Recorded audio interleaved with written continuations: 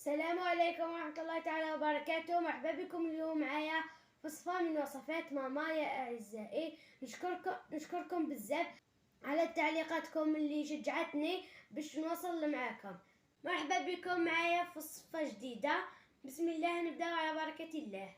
ضرب دجاج، 4 بيضات، جبن أبيض، معلوس، زيت، خردل، ملح، كركم، فلفل الأسود.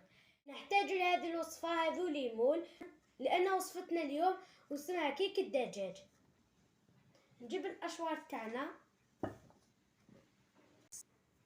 نحط صدر الدجاج، 4 بيضات،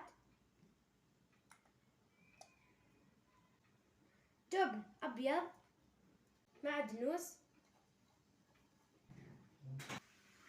2 مغارف زيت، ملعقة كبيرة خردل، ملح، فلفل أسود. نديرهم كامل في الأشوار ونخلطهم.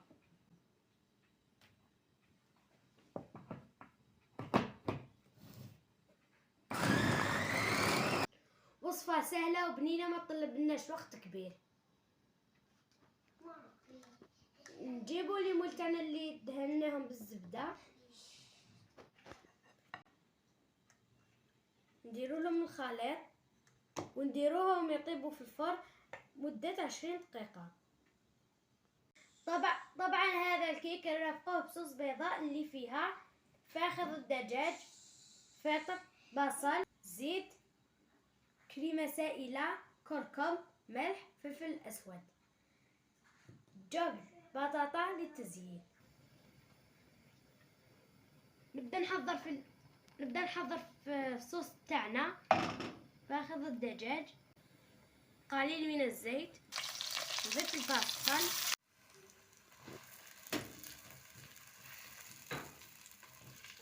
نحط الفلفل، ملح، كركم، فلفل الكحل، نمرقوها ونخلوها طيب. نضيفو الكريمة. بعد ما طاب وطفينا عليه ضفنا الكريمة. هذا هو الكيك اللي تحصلنا عليه. نزينه ببطاطا بيري والفرماج.